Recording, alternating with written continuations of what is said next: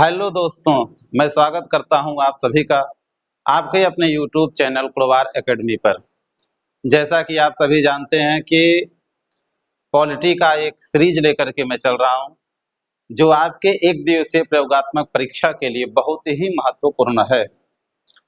उस व्यवस्था को क्रम को आगे बढ़ाते हुए आज की कक्षा का जो आयोजन किया गया है, उसमें मैं आपको पढ़ाऊंगा भारतीय संविधान संक्षिप्त सारांश।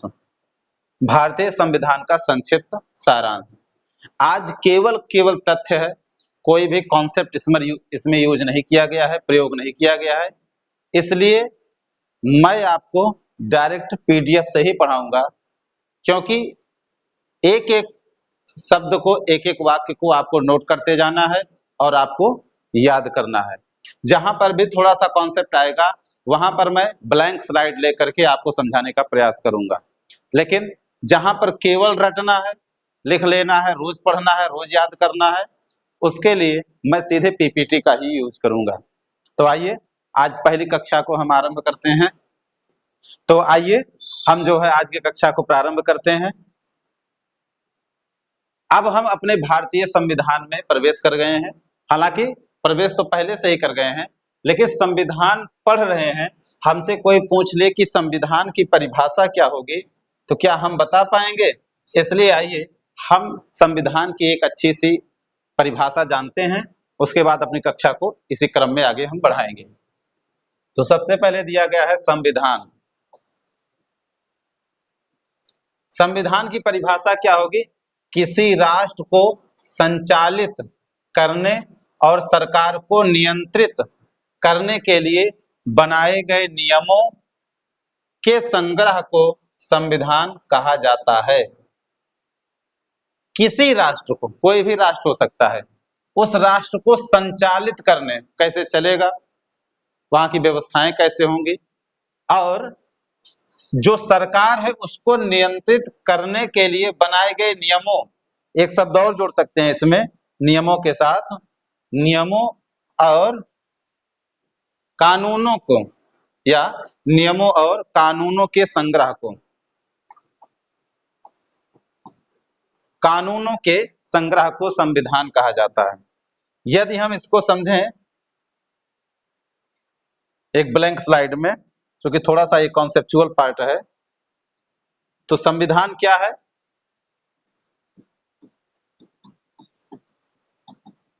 संविधान पहला क्या कहा गया? एक राष्ट्र है या देश है, इस देश को संचालित करने के लिए, संचालित करने के लिए,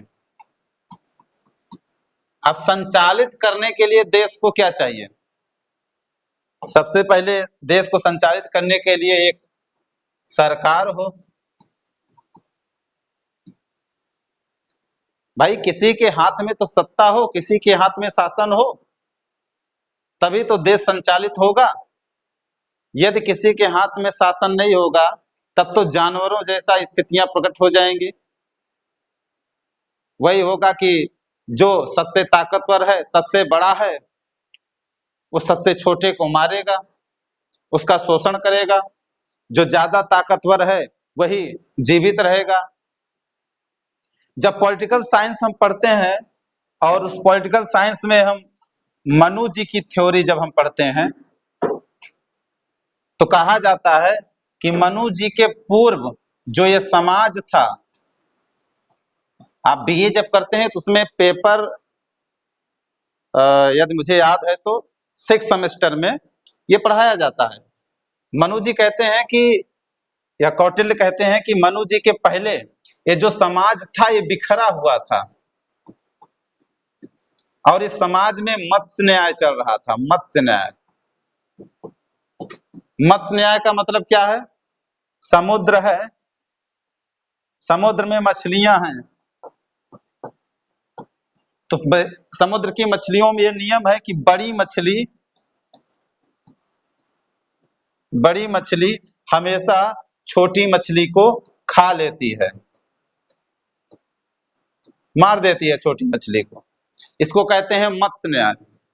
मनु जी के पूर्व हमारा समाज इसी स्थितियों पर आधारित था, लेकिन जब मनु जी आए तो मनु जी से कहा कि नहीं, ऐसे नहीं चलेगा काम। इस समाज को संचालित करने के लिए, इस देश को, इस राष्ट्र को संचालित करने के लिए कोई नियम होना चाहिए, कोई प्रावधान होना चाहिए। तब मनु जी ने सप्तांग सिद्धांत दिया और इसके माध्यम से देश को संचालित करने की एक स्थिति बताई, और इनके द्वारा एक पुस्तक की रचना हुई जिसको मनु स्मृति कहते हैं, जिसके ऊपर आए दिन बवाल होता रहता है, आए दिन बवाल होता रहता है मनु स्मृति को लेकर के। वो भी मनु स्मृति का खंडन करते हैं जो मनु स्मृति के एक भी श्लोक को नहीं पढ़े हैं, वो भी मनुस्मृति का खंडन करते हैं। और इस मनुस्मृति के माध्यम से समाज को उन्होंने स्थिर किया, उसके लिए नियम बनाया, राजा बनाया, राजा का सहयोगी मंत्री बनाया, सेना बनाया, राजा कैसे दंड धारण करेगा, कैसे दंड देगा, ये सब स्थितियां क्रम रूप से बनाया। हम इस पर नहीं जाएंगे कि मनुस्मृति पर कैसे बवाल रहता है, वो अलग की बात है, लेकिन होता रहता है बवाल इस पर। तो जैसे यहाँ पर मनु जी महाराज ने मनुस्मृति के माध्यम से समाज को ठीक से संचालित करने की दिशा दशा बताई, उसकी स्थितियों को ठीक किया, ठीक उसी प्रकार से वर्तमान समय में किसी देश या राष्ट्र को संचालित करने के लिए किसकी आवश्यकता है? सरकार की आवश्यकता है। यहाँ पर समाज को ठीक से लाने के लिए मनु जी ने मनुस्मृति की रचना की और इसके माध्यम से कहा एक सर्वोच्च इकाई होगी जो राजा होगी या महाराजा होगी, अपने अपने स्थान के हिसाब से होगी, उसके नीचे छोटी इकाइयां होंगी। और यहाँ पर जो संविधान रहता है, संविधान क्या करता है? देश को संचालित करने के लिए, अब देश को संचालित करने के लिए क्या होनी चाहिए? सरकार, एक व्यवस्था है। अब सरकार का चुनाव भी होना चाहिए, सरकार चुनाव होने के बाद इनमें से जो भी व्यवस्था हो, प्रधानमंत्री शासन का प्रमुख होगा, राष्ट्रपति शासन का प्रमुख होगा, वो अलग अलग देशों की बात है। तो पीएम कौन बनेगा या प्रेसिडेंट कौन बनेगा, कैसे इसका चुनाव होगा, राज्यों में कैसे व्यवस्थाएं होंगी, शासन कैसे चलाया जाएगा, देश को संचालित करने की सारे विधान जिसमें लिखे रहते हैं उसी को संविधान कहते हैं, उसी को संविधान कहते हैं। दूसरा, संविधान केवल देश को संचालित करने की व्यवस्था नहीं है, केवल राष्ट्र को संचालित करने की ही व्यवस्था नहीं है, उसमें नहीं बताया गया है, अपितु ये संविधान इस सरकार के शक्तियों का नियंत्रण भी करता है। सरकार की शक्तियों का नियंत्रण। अब सरकार की शक्तियों का नियंत्रण कैसे होता है? तो भारतीय संविधान में यदि देखा जाए, इंडियन कॉन्स्टिट्यूशन में यदि देखा जाए, तो मौलिक अधिकार दिया है, मौलिक अधिकार जिसे फंडामेंटल राइट कहते हैं। इस फंडामेंटल राइट में सरकार कोई भी गैर हस्तक्षेप नहीं कर सकता, युक्ति निर्बंधन लगा सकता है, रीजनेबल निर्बंधन लगा सकता है, लेकिन मूल अधिकारों को बिना कोई तथ्य, बिना कोई प्रमाण साबित किए सरकार मूल अधिकारों को चेंज नहीं कर सकता, बदल नहीं सकता। मूल अधिकार भारत के नागरिकों के एक वैसे अधिकार हैं जो उनको सौहार्दपूर्ण, स्वतंत्रता के साथ, आर्थिक सामाजिक न्याय के साथ जीवन जीने की एक गारंटी प्रदान करता है, मौलिक अधिकार। तो मौलिक अधिकार देकर के सरकार की शक्तियों का नियंत्रण किया, तो इसीलिए लिखा गया है, अब बात हमारे ख्याल से समझ में आ गई होगी, इसीलिए लिखा गया है कि संविधान किसी राष्ट्र को संचालित करने और सरकार को नियंत्रित करने के लिए बनाए गए नियमों का एक संग्रह है जिसे संविधान कहा जाता है। दूसरे तरीके से यदि देखा जाए तो इसी संविधान में सरकार को कैसे नियंत्रित किया जाता है, तो देखिएगा, मैंने पढ़ाया है पहले या दूसरे दिन के क्लास में, शक्तियों का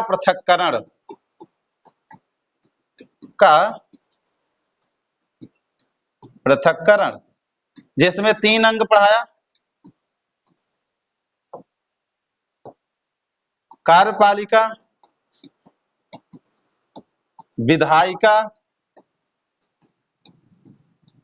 और न्यायपालिका। सबकी शक्तियां अपने अपने स्थान पर असीमित हैं, अपनी शक्तियों का प्रयोग करते हैं, लेकिन कार्यपालिका विधायिका पर नियंत्रण रखती है, विधायिका कार्यपालिका पर नियंत्रण रखती है, विधायिका न्यायपालिका पर नियंत्रण, न्यायपालिका विधायिका पर नियंत्रण। उसी प्रकार कार्यपालिका न्यायपालिका पर नियंत्रण और न्यायपालिका कार्यपालिका पर नियंत्रण रखती है। तो व्यवस्थाएं कहाँ दी गई? इसी संविधान के अंतर्गत दिया गया है, इसी संविधान में दिया गया है। इसीलिए लिखा गया है कि सरकार को नियंत्रण करने का कार्य भी संविधान ही करता है। संविधान केवल राष्ट्र को संचालित करने का नियम, कानून या दस्तावेज नहीं है, सरकार को नियंत्रण भी करता है ये नियमों के द्वारा। कैसे? विधायिका ने कोई नियम बनाया तो न्यायपालिका न्यायिक समीक्षा के द्वारा नियंत्रण करता है। विधायिका निरंकुश नहीं हो सकती कि जो मन कहे सो कानून पास कर दे। यदि गलत है तो न्यायपालिका न्यायिक समीक्षा करके विधायिका के उस कानून को रद्द कर सकती है, ये जान लीजिए। फिर वापस लौटते हैं, समझते हैं कि किसी राष्ट्र को संचालित करने और सरकार को नियंत्रित करने के लिए बनाए गए नियमों और कानूनों के संग्रह को संविधान कहा जाता है। ये एक परिभाषा है। एक दूसरी परिभाषा भी मैं लेकर के आया हूं आप सबके लिए। दूसरी परिभाषा ये है, संविधान शासन संचालन हेतु लिखित नियमों कानूनों का एक दस्तावेज होता है।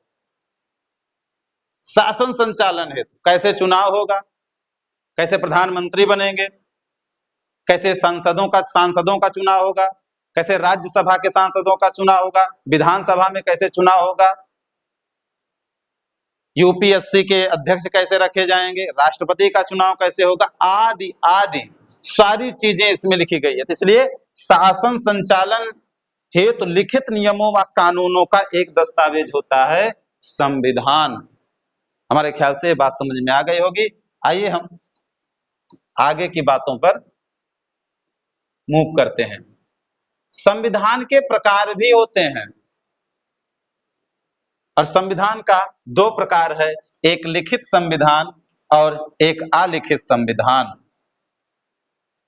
यदि लिखित संविधान की बात की जाए तो सबसे पुराना संविधान है अमेरिका का, जो 1789 में अस्तित्व में आया, और दूसरा भारत। ये दोनों लिखित संविधान के अंतर्गत आते हैं। और यदि अलिखित संविधान के अंतर्गत देखा जाए तो ब्रिटेन अलिखित संविधान के अंतर्गत आता है। क्या संपूर्णतया अलिखित है? तो नहीं। बीए करते हुए 6वें सेमेस्टर में बताया गया है कि 10% लिखा है ब्रिटेन का संविधान, लेकिन 90% वहां की परंपराओं पर आधारित है। 10% लिखित है, 90% वहां की परंपराओं पर आधारित है। उसी प्रकार क्या भारत का संविधान पूर्णतः लिखित है? नहीं, यहाँ पर 90% लिखा गया है और 10% यहाँ की परंपराओं पर आधारित है।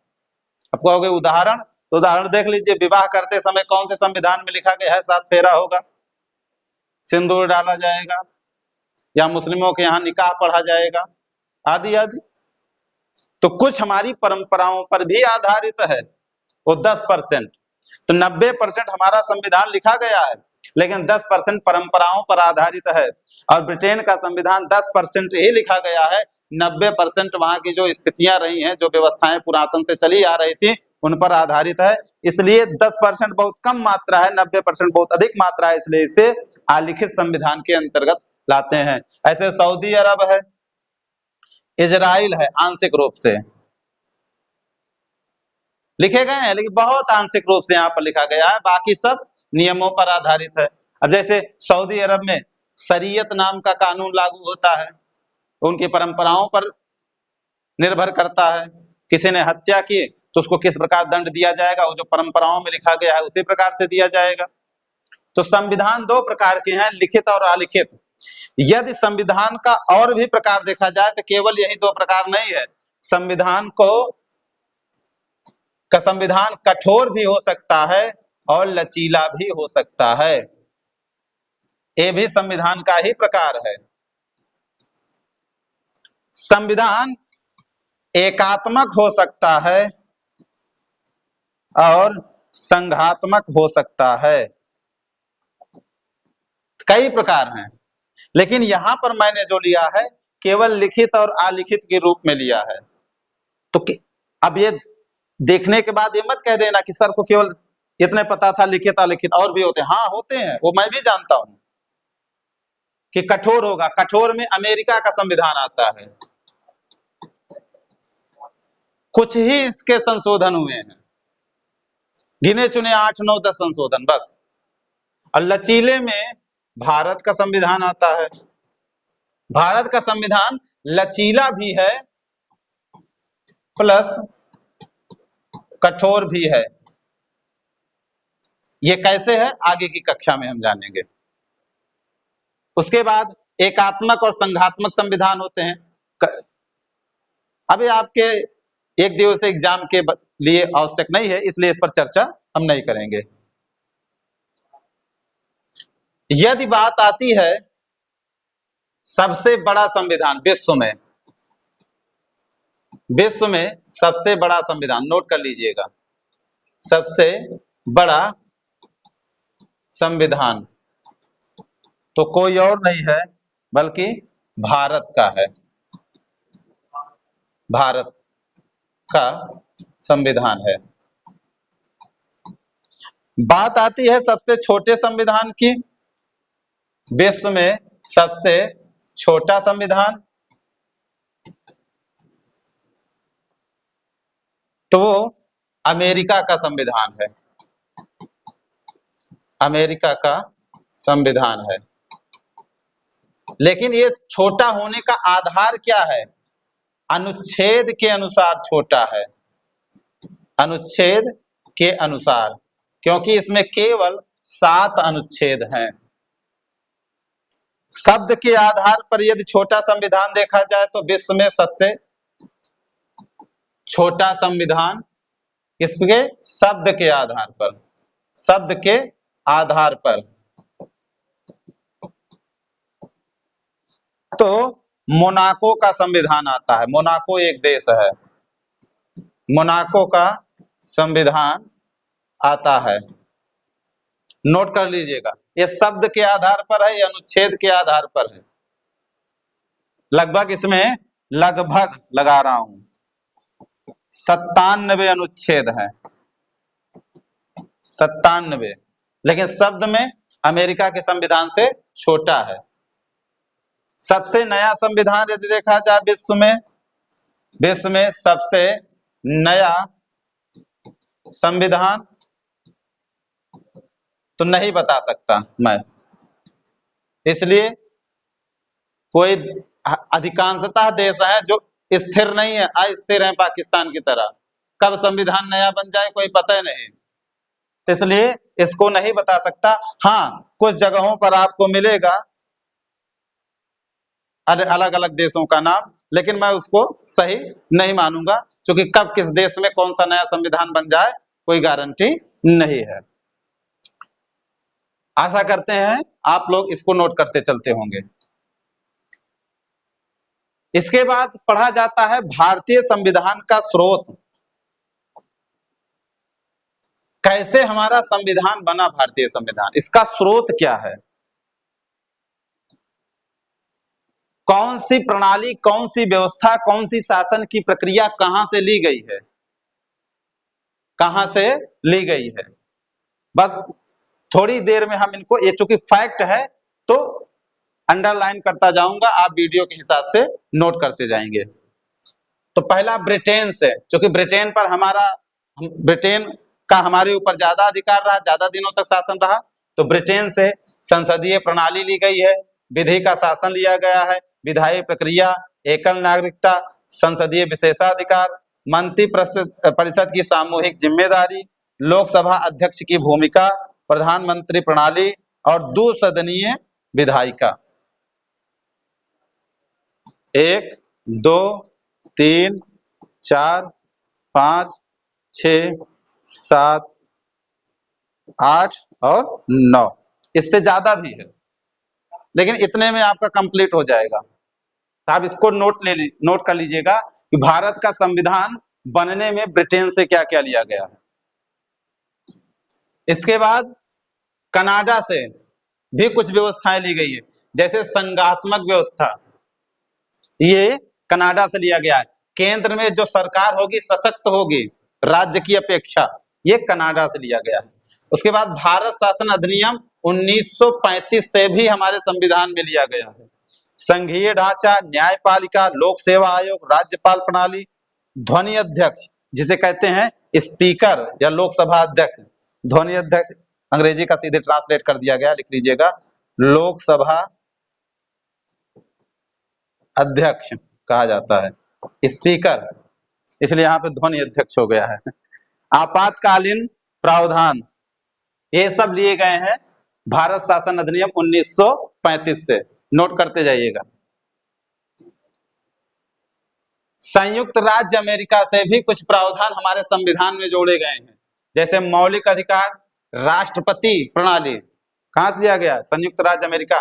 न्यायिक समीक्षा, अर्थात विधायिका कोई कानून बनाएगा तो कानून सही है या गलत, उस पर न्यायपालिका अपनी प्रतिक्रिया देगी न्यायिक समीक्षा के माध्यम से, न्यायिक समीक्षा के माध्यम से, इसे कहते हैं न्यायिक समीक्षा। और राष्ट्रपति पर महाभियोग कैसे चलाया जाएगा, ये लिया गया है संयुक्त राज्य अमेरिका से। दक्षिण अफ्रीका से भी कुछ चीजें ली गई, जैसे संविधान में जो संशोधन किया जाता है, जैसे भारत के संविधान में अब तक 106 संशोधन हो गया है, इसलिए भारत संविधान को लचीला भी कहा जाता है, कठोर भी है, आगे बताएंगे। तो संविधान संशोधन की प्रक्रिया, राज्यसभा सदस्यों के चुनाव की प्रक्रिया, ये कहां से लिया गया है? दक्षिण अफ्रीका से, दक्षिण अफ्रीका से। अगला देखते हैं फ्रांस से। तो फ्रांस से लिया गया स्वतंत्रता, समानता, बंधुत्व और गणराज्य की अवधारणा, ये 3 शब्द निकले फ्रांस की क्रांति से, फ्रांस की क्रांति से। कब हुई थी? तो 1789 में, वहां से स्वतंत्रता, समानता और बंधुत्व निकला। तो फ्रांस की क्रांति से ये 3 शब्द लिए गए हैं भारत की संविधान में। जब आप पढ़ते हो उद्देशिका प्रस्तावना, तो वहां पर ये तीनों शब्दों का यूज किया गया है, प्रयोग किया गया है। और गणराज्य की अवधारणा फ्रांस से लिया गया है। उसके बाद जर्मनी से, जर्मनी से आपातकाल के दौरान मूल अधिकारों का निलंबन, जब आपातकाल लगेगा तो कौन कौन से मूल अधिकार समाप्त हो जाएंगे, कौन बचे रहेंगे, ये प्रावधान जर्मनी से लिया गया है। इसके बाद आयरलैंड एक देश है, आयरलैंड से डीपीएसपी राज्य के नीति निर्देशक तत्व, राष्ट्रपति चुनाव की प्रक्रिया, राज्यसभा में नामांकित सदस्य, संसद को संदेश भेजने की राष्ट्रपति की शक्ति, ये सब आयरलैंड से लिया गया है, नोट करते चलिएगा। और इसके बाद ऑस्ट्रेलिया से भी कुछ ना कुछ दिया गया है, जिसमें समवर्ती सूची, संयुक्त बैठक और व्यापार वाणिज्य की स्वतंत्रता, व्यापार और वाणिज्य की स्वतंत्रता, ये ऑस्ट्रेलिया से लिया गया है। अगला सोवियत संघ, जो वर्तमान में रूस है, यहां से मौलिक कर्तव्य लिया गया और इस मौलिक कर्तव्य को 42 कॉन्स्टिट्यूशन अमेंडमेंट एक्ट 1976 में जोड़ा गया था। तब माननीय इंदिरा गांधी जी प्रधानमंत्री थी। तो रूस से यानी सोवियत संघ से इसको लिया। सोवियत संघ का विघटन हुआ 1991 में। उसके बाद इसको रूस कहा जाने लगा। तो विघटन कब हुआ? 1991 में। लिया कब गया? 1976, इसलिए लिखते हैं सोवियत संघ। सोवियत संघ से मौलिक कर्तव्य और समाजवाद का विचार इसी 42 कॉन्स्टिट्यूशन अमेंडमेंट में प्रस्तावना में समाजवाद शब्द भी जोड़ा गया था। समाजवाद शब्द, यानी कि मूल संविधान में समाजवाद शब्द नहीं था। ये दोनों चीजें सोवियत संघ से लिया गया है। और जापान से विधि द्वारा स्थापित प्रक्रिया।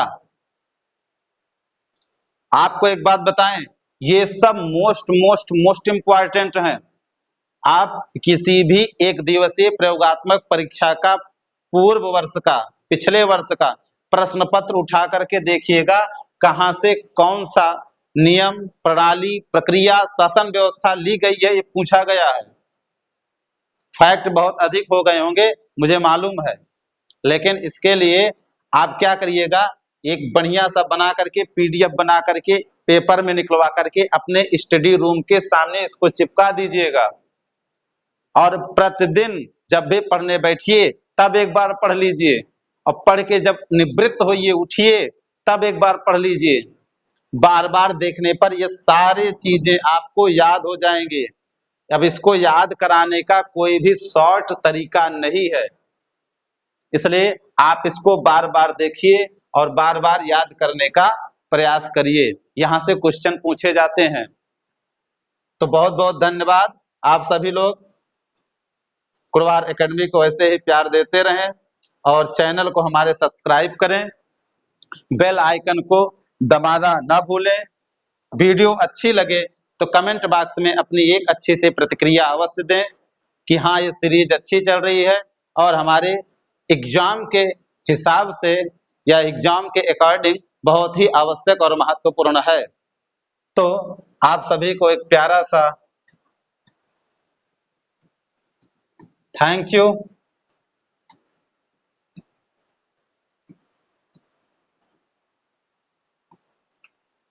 एक प्यारा सा थैंक यू और अंतिम निवेदन कि आप चैनल को सब्सक्राइब करें, वीडियो को लाइक करें और शेयर करें, अपने मित्रों से भी सब्सक्राइब करें। आप सभी को जो भी कुछ आवश्यकताएं चाहिए, जो भी चीजों में आपको जानकारी चाहिए, जो समझ में ना आ रहा हो, कमेंट बॉक्स में एक टिप्पणी के रूप में अवश्य छोड़ दीजिए। धन्यवाद। जय हिंद।